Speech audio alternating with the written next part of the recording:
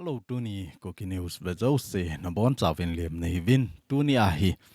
Biren CM tha hi kitta ding MLA som li le li no pi ta ti a hi in MLA som li le li hin no pi na anei tai ti a hi media ho a jong na sata na the thang wa hi ta in Tuni a hi chi chung chang hin sai wei tin ai ho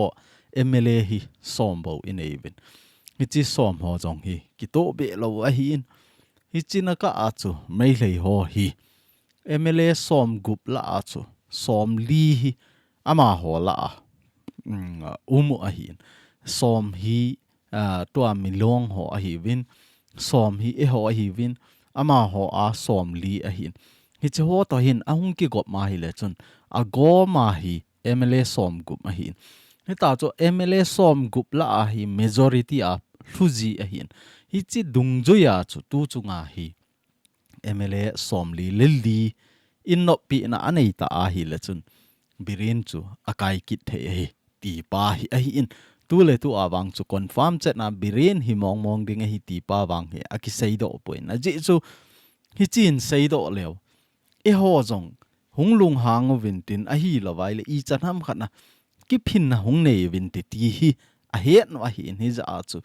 ama wain hi chi chung chang he a sei do po win a hin la media ho masanga a hin sein ho chu inamu so ke wa hin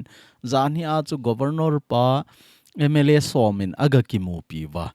hi chi MLA somin governor pa aga ki mu pi na wa a ha sei pe nu chu a hi la ka gam sungu wa PR hi tu le tu hin mi pin ka dei ta po win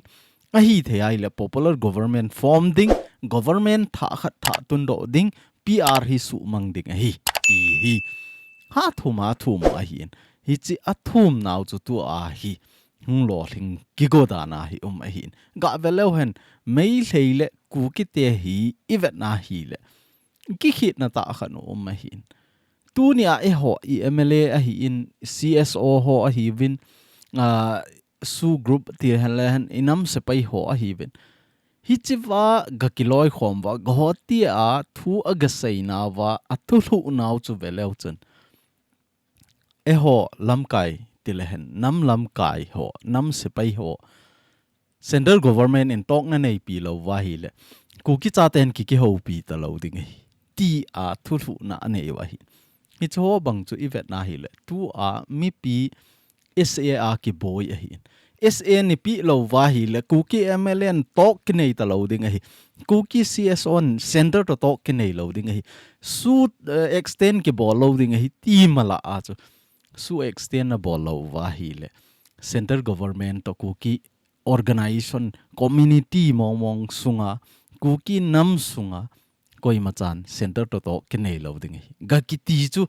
adan cho SA sanga chu SOO ho center in ahung ke ho pi ding tok a hin nei pi ding zo chu tu le tu a hi movement dan wa hi hung do a hi chi chu awai lo na ta kha tu a hi Biren in enui san wa hi tai Biren hin masanga gal a hin bol til chung changa apan la dan a hi lo la aman Kuki cha te tha chimit na dinga koi ho a hin phu do am ti ho jong chu I het so ke wa hi mail hei ho hen tu chunga PR sunga hi GENTHEI na sata ato hin aji chu population na isima a hi jong le ama ho tam zo arambai ho jong hu ga veleu chu e ho hi inam sungu wa village volunteerism na ve a hin la hi chi village volunteer ho jing jong hi min khana phu ding jong ki hi thei lo min chom choma I phu kit na lai wa hi hi chi ho na san dong chu agam kai masanga e nam se pai ho ti lew han sam saw ho hi ama gam kai hung ki seile ina lung hang jiu cha hi wanga tu a hi village volunteer a I gaza wa hi le village volunteer a hin lam kai hon chong village volunteer na san jing jong agam kai a hung ki khen kitta iki oi mo wa e chunga achu ting jong le en jong ki khel di lo ti ho ta bang hi inam sunga wa hi a hin la mei le ho khu arambai a phut no wa mi khuzat pi hu e ho sanga group izat ham khat na ngong ki sim thei wa hin a hin la group khat si sa je wa chu hung ki zo teng jong la lim ho a hi lo la video ho in la do zong le as ki vet no ma tam na ve ki ti jing chu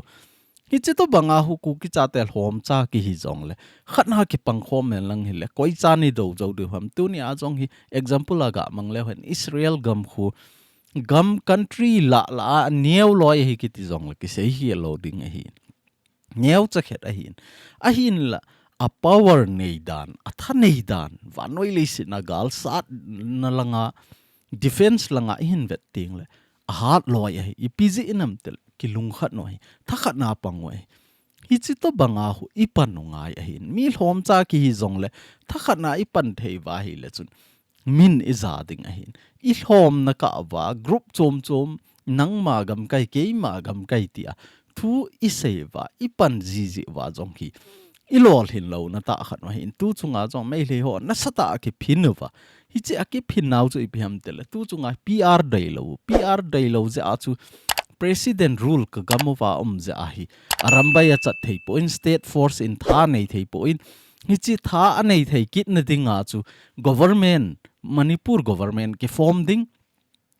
mail hei government hi hen a hi lawai le arambai hon tha anei thei na ding ti hi a hi in koi state ham tu ni a police station na thal hi zat aga ki gudo ai ti ki he kha lawai Manipur gam sunga thil so hi ama sapen jong hi mai the hi chi jong su police station khat si outpost ho mai jong hi lawai a headquarter na san a training center na san jong ki bulu a ki la pi hi hi che to banga chu pan ala wa hi anam pum pi pang khom wa a government jong pang khom a hin tu ni ai ho government nei lo ho jong ki pang khom thei lo mi hlom cha khat jong ki tho khom thei lo hi je a hi ki boy ji a hin tu chunga a ki phin na pau jong su ga ve lo PR he agang thei pe na la do ding hi chi mail hei government ho thanei no ho nung thei na dinga hi pan ila lo vai le mail hei te gamu ke dinga hi tai ti a hi pan a hin la tha ki wa tu ai government a hin tha form kit god no a hi PR sunga e hon chance inei a hi hi chance nei na sungo wa hi ki phinoi din ki zo na nei hoitin sit in protest ball lo hitin ball thei chan civil min pan lao hi ti a hi pan anaki CM a hin la koi ma chan hi chu I ma chai ball do PR ahung uma patna PR au masanga ki zot na protest ball na cha chom in a ball ho lo si zo PR in a thum wa ahung pa na ki thip chat jengai hi chu to bang chu even a khoti a hi le I pi lo thing de wa ma hin la mai le hon na sata ki phin na hin newa siroi lili festival a chi na dinga media ho gari khat an kham pi mei je a tu chunga na sata gam sungowa MIPI hong pang khom wa ni ta chu ki phin na hin ne la tu ai government hung ki form tha dinga PR la do dinga hung do ki ta chu hi chu to bangai min ki phin na aneya tup na khat anei ting le a lol hin to ka hi pan ala a hin tu chunga hi ku ki cha te a thing ta a mi tampi hin I holim teng ole samsa ho oi movin CS olam kai ho oi movin MLA ho oi movin a hin la tu ni awang hi ken ka oi mo chu mi pi ho ka oi mo hi ku ki mi pi ho ka oi mo vel izat ka sei tam mi tampi chun aza ding dolen aza poiti ai aza so ke hi inam sunga koi macha hi chita bang igam inam khan to na ding deya thu za nom lo koi ma am lo hi ki za so ke hi koi ma zo sin YouTube hi hen Facebook hi hen WhatsApp hi jong le ki ve so ke alien aniam ki ve so ke ai a hin la ki het mo sa wai ki het mo sa ji u chu ipiham tel I ma phat chom na ding I ma cha am lo ja chu ki het mo sa sumni na ding a hi lo le ipiam khat ama in sung phat chum na ding lawang ki pan tampi hung ki pan do mai the a hin la tu chungai mi pi ka oi moi mi pi ho pan lao hitin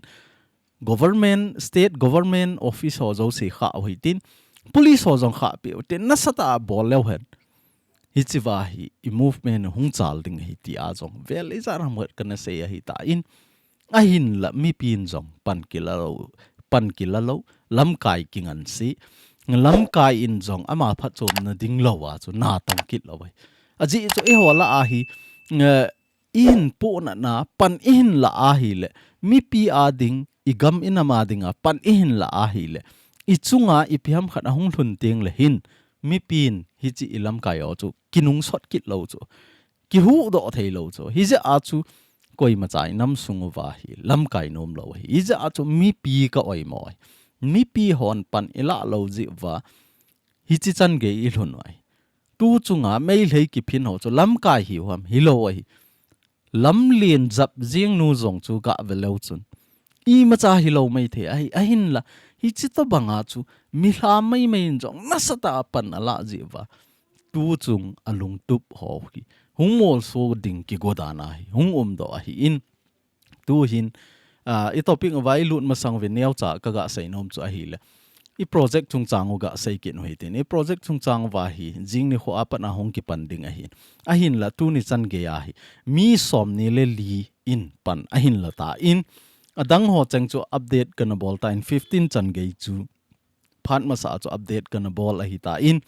a hin la tu ni a hi 16 apa na 24 chan hi update ga bol kit lewan hi chila a pe sang pen hi tu chunga hi mi ni a umin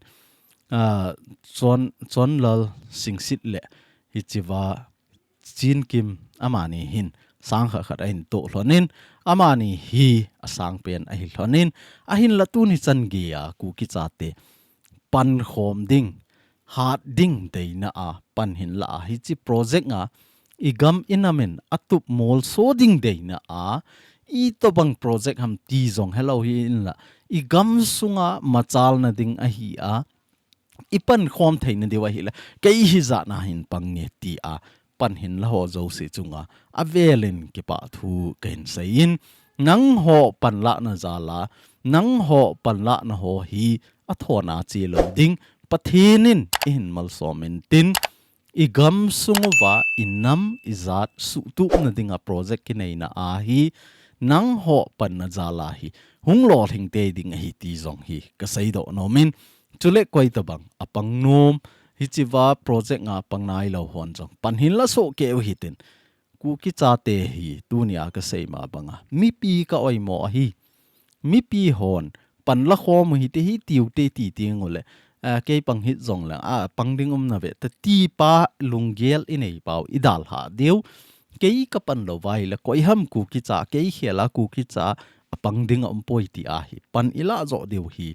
ka hin ti min tu ni a hi chi video ve a pan hin la lo ho zo si zong nung le na ki si di wa hi za a cho a hi thei chana pan hin lao hi tin hi chi va record ki bol ho hi mo se a ki bol a hi po in igam inamin ku ki cha te zalen na dinga gal ana sat la ya cho ama jong ana pangi ti pa record he thei na dinga hi pan kila a hin chule hi chiwa hi account number IFC GPay number ho abona hong detail a hong ki koi hla hi in aban le hi chiwa in thot zo ting le he deu khat chu ni khen khat wang chu amin ta do ding a hi lo vai la pi zat vet sa ding ho hi anom lo jong yum na ve a khen khat chun sum a hin thot zo ting le screenshot bol lo a hi lo la phone number amin hin pe lo tampi jiwin hi chi chu inop lo wa hi le hliang pen ai sei diu ke zong ka hung pangen hi chi a hi in a hin la kamin hin zaw sa hin te le chun ki zaw sa lo jeng ding a hin la inama dinga tu ni chan ge a ipan na chunga jong imin ki zaw sa ngam nai lo ho chu tu ni chan ge a inam ngai lu ham a hi lo vai le gu thima pang ham ki he ta lo a hi hize a cho a hi the ai le screenshot hin bol vin lang namin to na hin thot diu amin hin ki thot na WhatsApp group ma amin hin ki thot ho bo hi chewa hung ki ta do a hi in namin azaw kha lo wa hi jong le namin to na thot na sleep chu hin thot le chun hi chi chu namin hi chewa hi hung ki update ding aban le Kuki channel family hon WhatsApp group akine in hi chewa hi inam ngai lu mong mong inam a dinga pan la ho bo ki zaw sa a mi po po jong ki et lo a hi je in na zaw no ma hi le hi chi project ho ai zaw le chun hi chi group ma jong chun na zaw jing the hi ti pa hi tu ni a neu chai ga sei no mo hi in ka sei ma banga chu pan khom ha na ti a project ki nei pa hin inam sunga tu ni chan ge GENTHEI ha sat na te a hi lawai le tu ni chan ge ipan khom thei lo na ho hi hoi ta research ki bola hi chi dung zu ya cho pan kila go a hi in a hin la ani kho ting le hi chi wa anakilet sa ho a hi lawai le ama je a hi ti pa report wang chu project ahong ki chai zo ting la phone ha na jong hong ki nei ding a hi in hi je a chu kanam mi te ho a hi thei chana inam ki to ding la hat ding dei zo sin pan ila wa igam inama dinga hi kapan theina chan hi chi chan hi a hi ti pa hi ipan diu win jong ka hin tim kinin masanga chu project in amazing na ve a hin la hi chi la ya chu sumto na ding amuna sumto na ding dim set jing a hin tu lai hi athip dewa hi tain koima hi chalai ke thopi ding hoti ding khati ding lo lai ta hi chi project hong ki nei a hi in a hi thei chana khat vei bo ipi dewa hi in kanam mi te ho avelin kain tem kin en hi tu ni chan ge ya jong na gam na nam a dinga pan khom ding na nop lawa na gam na nam na zat chan pi ha ding na dei lawa pan na la lawa hi le nang le nang ki sumo phat khat le hong ki si ding hi ti hi ka sai do no me ni za chu a hi thei chana pan in la so ke wa mi sang khat be in pan ila na di win to go nei we de ti hi kanam mi te ho ka hin tep nom avela ka hin tep kit na nei ve ti chu iga sei the wen tin tuin e topic ngova ga lut kit no hitin Manipur government sim do na dinga hi MLA mi som hon jan hi achu Manipur governor pa hi aga ki mu pi wa hin hi chi aga ki mu pi na wa hi governor to hin ipiti ki ho ham ti wang hi kitchen chana sei do po ven a hin la hi chi MLA somin governor aga ki mu pi na wa athum le governor pa ke nga thu aga hlut ho jo si hi governor pan jong pha asa in hi chi a ki form do a hi le PR kila do ding hi ti pa wang he ana sei ti hi mu a hin Manipur government a fail je a chu center in PR a hin koi a hin la tu a hi chi PR je a hi mei hei ho I chan ham khana GENTHEI wa a thanei na ho hi Kuki cha te chunga avet sa zo lo a hi in hi chi chu iti la do ding ham ti hi ngai to a hap tani zen hi mei hei MIPI ho hi a gam sung wa ki phin thei chana ki phin wa a acting ho jong chu ga velo chun home minister palim a hi in a hi lowai le prime minister palim a hi in governor palim a hi in DGP lim a hi in a tawin a hal jiwa a hal ding ko no wa jong police a hin la police hon I ma bol povin a hin hal zo tiang le police ho cho a phel dan dewa hong kino to jiwa I chi to banga chu drama a bol wa center government a lep la kit wa hi tai tu chunga jong hi Kuki cha te I kha do lo wa tu ni chan ge ya hi MIPI ho thip be ayum mo walam kai ho bo ingan sewa inam se pai ho bo ingan sewa ile I boy di wa hi inam se pai ho win I boy lai ta wa thala hung gina chu koi ham pan la inam se pai hon pan la chola inam gol hangon pan la cho ta chapati wa a delu to a ka mo to thova pan la au chu ahi le tu chunga hi MIPI thanei na vet sa ding iti ai le MIPI koi ma cha hong ding do ngam jong ki lo chu hoi la ya chu koi I oi mo ngam na la yu ham ka ti ai masanga hi chi government ahung fela chu BJP in ho aga hal pe wa koi ham hi hoi ta gi wa hi tai me le ho hi chi agi je wa chu tu chunga MLA som hi chi wa governor pa ga ki mu hon jong statement api in ho chu imu de wa hin tu chunga hi mei lei government ho hoi ta ki ding khoma MLA som li le lin hoi ta phatsa na ki nei hi tai hi chi wa hi popular government ki form wa ding hi tai ti a jong hi ta hi media ho anaki mu pi wa hin ei ho gam sung hi I boy naw chu ipi ham tele Gote gam sunga nam sunga Kuki nam sunga lam kai gin chat zo si son zo si a hi lo le nam pi kinep na zo si gaki mu to wa thu ki ho la na neu hi chiwa ki ho la na ane ho chu press statement a hin bol tho press statement bol jong chu line thum ham khat bo an bol ni chi line thum ham khat bo sei dinga chu Gote a chiu ham hello hiel ding ai adang jong abol de wa hi chi chu koi ma zo sen ima mo lo wa hi a hin la ai pi chu hi ta jong le tu nia me he MLA som hon governor pa aga ki mu pi ba aga ki mu pi zo wa hi ta hi mi pi head dinga a hang sap ki no hi chu MLA hon hi chi to banga hi pan ka lawin tu ni ai me he cha te igen thei ta lo deu PR ho ke la do ding PR ke la do na dinga hi ta hi pan ki la a MLA som li le lin ki to sot hi tai ti a jong hi ta hi mi pi a hamun cho a hi le media hon jong za do a hi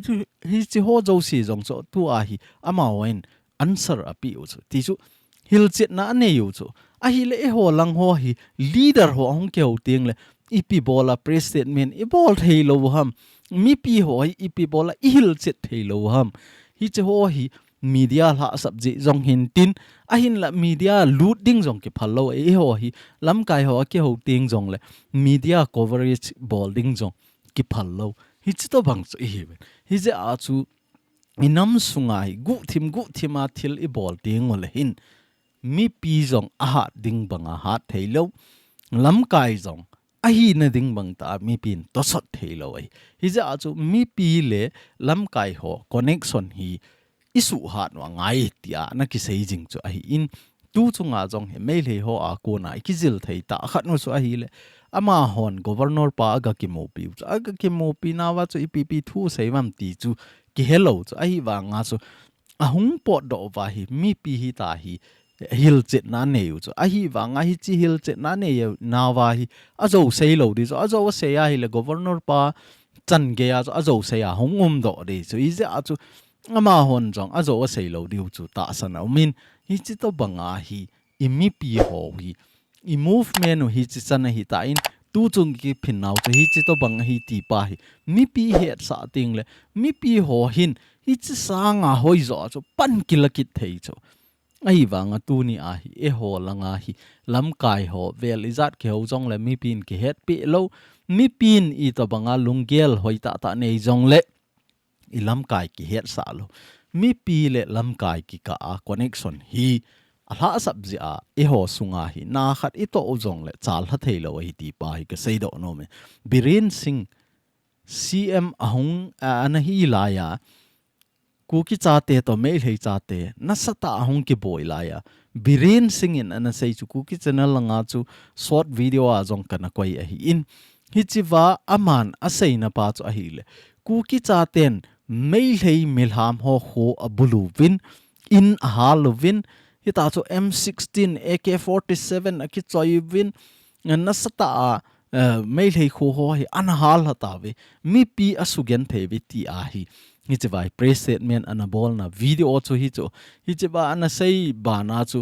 athal ho jong hi chi ga velo chen thi na nge bo chu ai chi ho jong he ata ta ma zo ham ke hetalo hi chi Kuki chate a hi we Kuki militant so a hi we AK a choi win M16 ho choi win hi ta chu milham ho asugen thewi ti a press statement ana bola mi pi heading a chu alim zong ana ta do kit na lai hi chi to banga hi zo sei CM chu tu a ahung nung din do kit na hi le Kuki chaten i chan ke again thei to kit deu ham hi chi chu i het no ngai ipi bola ama hi tu chunga mail hei hon CM dinga ahin tha thlen kit ham ti zong he niau cha ga sei be kit lo han tu chung Manipur boy na hi chamna dei ta hi hen lang mail hei ho hin Kuki naga mail hei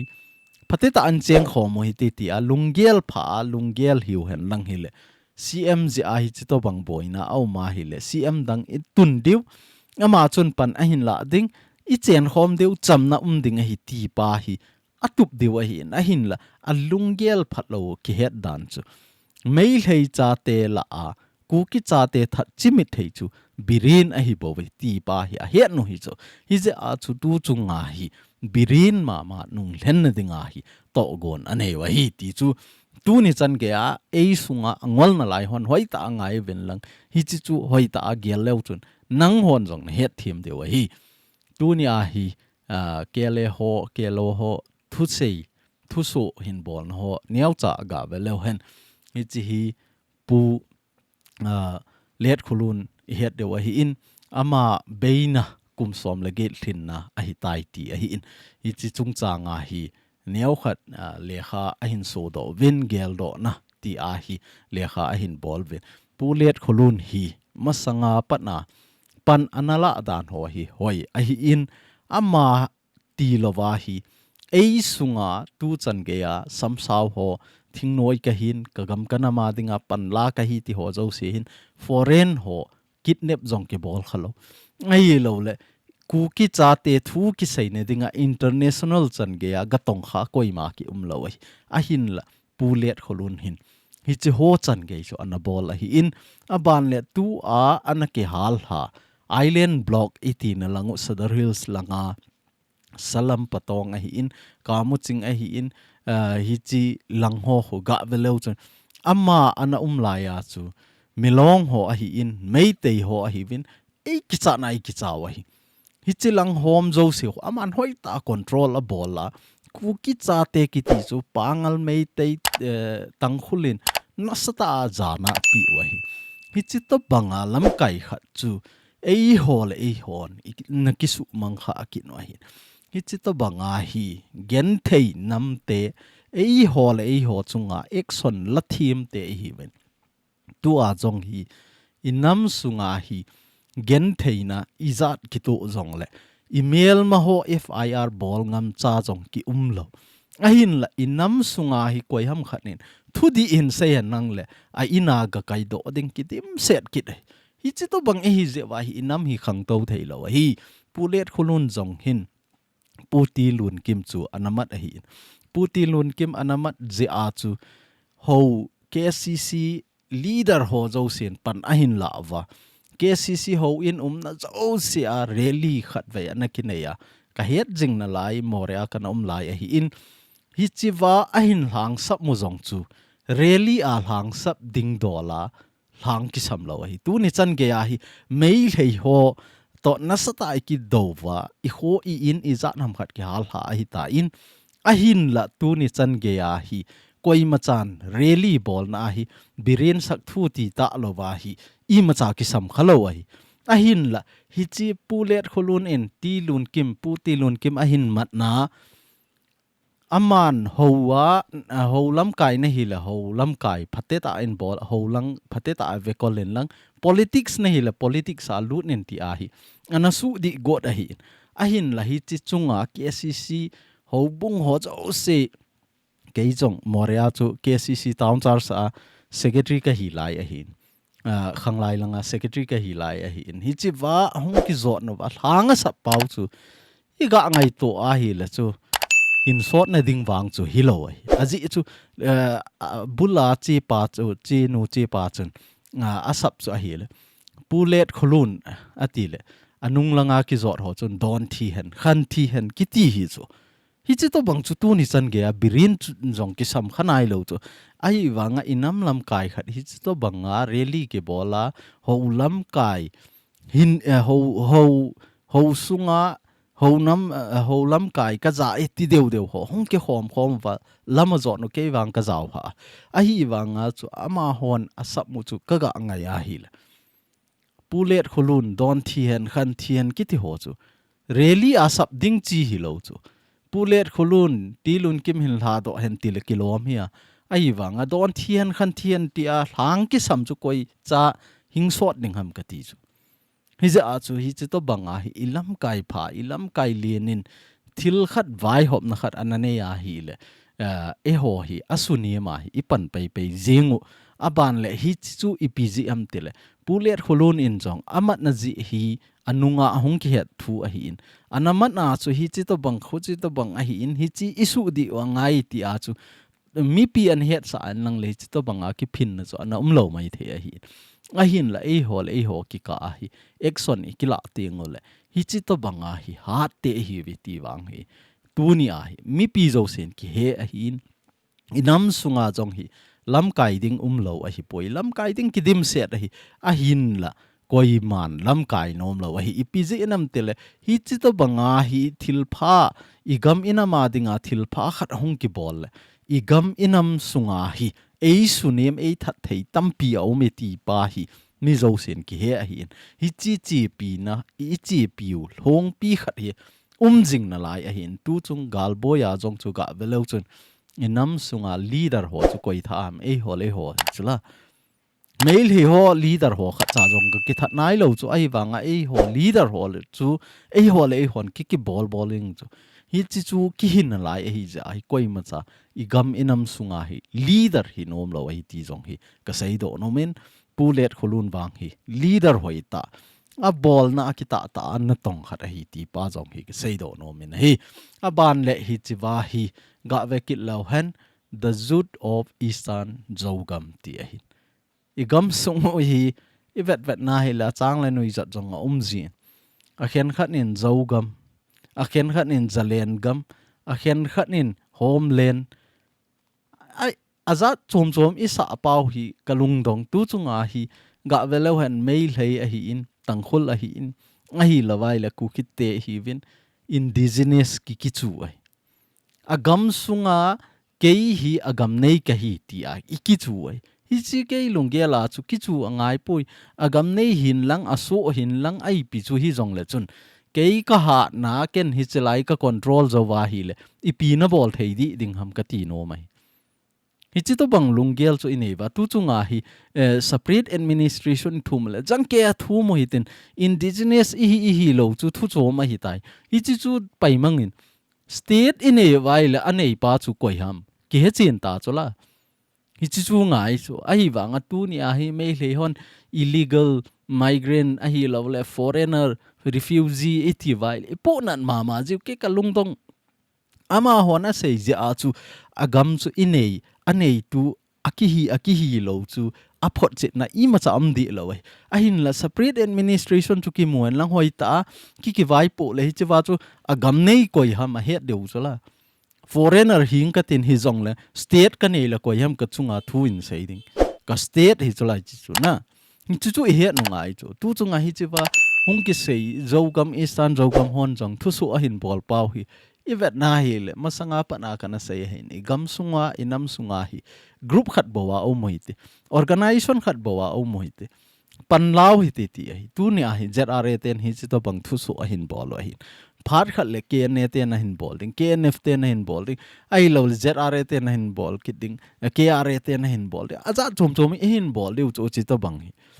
hi chi tu ni chan ge ya I hon I chen na ho hi Kuki gam a hi ti a gal isa no ham iti le hi chi to bang thu so ong ki so kit na lai za chat ji dan hi chi ong chu sa pa wa I ga ki bol kit na lai chu thil phalo ta I ho sunga khat ki do na a hi lo la khat ki dem na in bol ting sa pa wai so ji pau hi za chat ki sai e ho in khan to na I ki la mai the wai a hin la za chat ka sa ai ke chu ei pau jong ki helova hi chi to banga sa pau I za hi za chat ti tu chunga ke ho group ma chu khat kana post in Kuki channel family WhatsApp group ma chu video khat kana post in na ga ho hong ke ho khomule koi ma cha ama ho pa wa ke ho thei lo mail hei pau chu sa pa wa sa pau za wa hi ta chu mail hei pau ke ho chu za cha dan chu hi chi to banga chu tu ni a jong Kuki cha te I pau koi ma aki hemo jong ki lo a hin la sa pa wa hi ta I ga ki bol jiu hi ke chun za cha na kala ai hi ta hi group za chom lai se wa chu hi chi to bang thu so ho hi tampi hi chi jong he apat na hung hi mai the I chi sanga tam zo jong hi hun so na lai mai the phat khat le ke ne ten hi chi ke ho gam sunga hi in ipi bola nang ho thal puma na hung lu no wa mi pi ne hin su gen the mi pi ne hin su ki chan hon mi pi ki cha hi lo pi chu mi pin thing noi tu a hi ki cha ta lo chu ipi ji enam tile ki he chin ta chu tu a hi ama hona sei na innocent civilian ti hi chu ai wang innocent civilian ki hi ta lo chu tu a hi ami ta kip zo sin tu a hi gamina ma dinga gal ki sa na ta chu nu ta cha pa ki ti gam ta hi chi ka chu nang ho na ki cha to man wa chu mi pi na ga ngo jiu hi chu di lo chu tu a hi ipan khom pha no hi ta zra territory a chu koi lu jong la ho lo a sie bo lo po le kene territory a chu zra galu jong la si na ipi a sie bo lo le a hin la ka dei lo khat chu area asum idon ji na lai pau hi ichi pa wang hi sumang hui ti tu ni chan ge a koi ma cha government ki sim do nai lova mun tina e hon tax idon jeng pau jong hi sumang hui ti ichi pa hi hichi dei lo ta mi pi a dinga pangka hi ti a ei ma phat chum na ding mi pi min ki vo a hi ta chu sum ki dong pa jong hi di lo hi ki gel phau ti kana mi te ho akoi organization hi jong le hi chiwa hi khat le khat jana ki pi wa khat le khat kilung si tai pan lo wa hi le mei thei ten I chot den de wa hi tu ni a hi khat le khat ki za lo ta apan ila wa mei le hon ni kho khat le igamu a hin la ting le hi chi thu na sei na ding phat jong hong lo ding ai hi chi to bang thu so jong hong vel ta lo mai the ai hi ze a chu khangu hi tin pang khom hi tin mun khat na ding khom le hen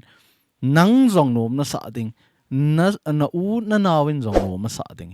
tu ni a hi ZRS is in nom sa hen ti jong le hi thailo ding ai KNS is in nom sa hen ti jong le hi thailo ding KNF in nom sa hen ti jong le hi thailo ding ai KNF in nom sa le ZRA in jong nom sa ding ZRA in nom sa le KNF in jong nom sa ding hi chi pa lungel hi igel angai hi chi to banga hi warning ki pi to a hi lo la ki gi to a ka gam sunga na hung lu lo ding hi ti pa hi isei lo de wei tu ni a hi ga velo hen progress khat hung chu a hi le hi chi wa hi ga velo hen UNLF UKLF ho ama hon lam kaina kholmi gam ativin na ama hoi government of kholmi gam chu hoi lai ki tam ki he kit taloi a hin la kuki cha te hi veti wang ki he hi chewa ama hon lam kai a hin la wa CSO lam kai ho zo si en ko khom ba ki ho na anei wa district ni tengno palle chandil district sung hi pan khom ding dan a sei khom hi chi machal na khat hi chi to banga hi pan la khom ding nang area ke area lo ding IEP district hi zong la kuki cha te hi ve ti pa hi ipom khom ngai chu hutilowa ke hi chilai district sunga ke ho thupi na lova na hung lut thelo diu hi ti lo ding khati lo ding min na gam sunga hin hal ting la koi ham na ki tho pi ding an na thum chu ai le GENTHEI ha sat ting la hoi la ya pan pi na I thum diu hi ta chu I seva hi chi ke area hi chi nang area ti la nang area chu GENTHEI na hung thung ta hen lang ele khatte chun hin gal vet le nom na sa dong ki oi mo ji u lo lam kalanga firing hung ting le kang po pi lang hoi pi na bol hamo kang po pi langa firing ting le lam kalang hoi pi na bol hamo I ta chu ki oi mo a hin la I gam sunga kang po pi ho hung lu nai le kang po pi ho ke ho gam sunga hung lu lam ka he chi pot do win hi ta hi iki bol lai se wa inam sung a khan to na ding lawai kanam mi te ho tu ni a hi chi news a hi ta poi I het thiem na diu le inam khan to theina ding pa hi ipi bolai igel do theilo ham ti pai ka sei do no mi ni tu ni a yu hi chewa kholmi gam ho te taute ama on organization min in koi lo je wa no mo samai the hi vin hi za cho amina ki ko sanga chu government of kholmi gam ti a hin hi che kholmi gam hon jong masanga chu achom choma na ki hiana kholmi gam ho chu ting no pala lu theilo chu ting no pal ho chu chandila lu thei kit lo chu hi chi to banga to na ki hian a hin la tu ni a ong to khom ma vai chi to banga pan a hin la khom le inam sunga progress khat hi masanga idem dem of na hin la tu a hi chi to banga hi district ni ong to khom thei ta ai le hi chi hi ku ki cha te a dinga development khat hi tu ma ban jong le ku ki cha te chen na ting no pal chandil a hi lawai le lamka phelzol kangpo pi hi che ho zo si a hi lo le hi chi langa silchar none lang a hi lo le ukhur district kamjong district hi chi ho zo si jong hi hung to khom theu hi tin hi ti hin hung to khom theu te amuna hi inop le ki su to tin ki hian to tin na a hin la apolanga hung pot teng le tha khat na I thu thu na khat na chu ki ding khom thei le wa inam pi damma ma ding hi ti hi ka sei do no min he tu thai ni jing akit teng le hin Kuki in pi thupi dung zuya 31st May 2025 teng le hin Saturday ni teng le sit in protest akhat veina hiding dan a hi in PR sunga hi MIPI movement bolo hi te ti aki ki sei yang tu a hi kimin vai a hin homin kim jong hi tu ni chan ge a khial ngam nai lo hin tin Kuki in pi Manipur ti na hi kim hi in zo khat le na min wa kim a zaw le ke jong Kuki in pi Manipur ke kiti kha ven te chi kim kiti pen ha hi le Kuki in pi Manipur ti na in Kuki in pi Manipur te hin tu ni chan ge ai Manipur a jang jing na livin hi chi ama ho vai hop na dung juya ama ho thupi dung juya chu igam sungova CBI hi hen NIA hi zong le nasata a Kuki cha te deilo bola Eibol a hi lo la anop nop a case hoita proof lawa amo man mat pau hi ka dei pu vi ti vet sa na a chu 31st May 2025 ting le hin Manipur kimin na to hi za chu ama ho sei bang bangai sei deu hin tin Manipur gam sunga Kuki cha te chen na zo si hi chu ho a hi to mun ki phin na Eibol de wa hi ti a to gon a hin nei dung zui wa chu hi chi wa Kuki Women Union Human Right Tingnopal District langa nupi kiloi khom na hon jong thu so a hin bol win hi chi hi Tingnopal District headquarter a ke mangding a hi in hi za a chun Tingnopal gam kai sunga Kuki cha te cheng zau sin ito sot no wa pan in la so ke de wa hi ti a jong het sa na le thu phon na a hin nei ve ti chu chainai ga sei theu hin tin hi chi chan chu tu ni a Biren CM tha hi kit ta ding MLA som li le lin zong hi ta so to sot ta ve ti iga he the ni de wa in seu in tin in sei sau ta ven hi zong le in ngam igam hi ingai lut be je a chu niau cha ga sei ding jong hi sau pi hung lung khaji a hi ti pa hi he them nau ka in thum hin tin tu ni Kuki news be zo si na chung ovin ka ki pai na bon cha ven pathin in phat thei na hin bo ta hen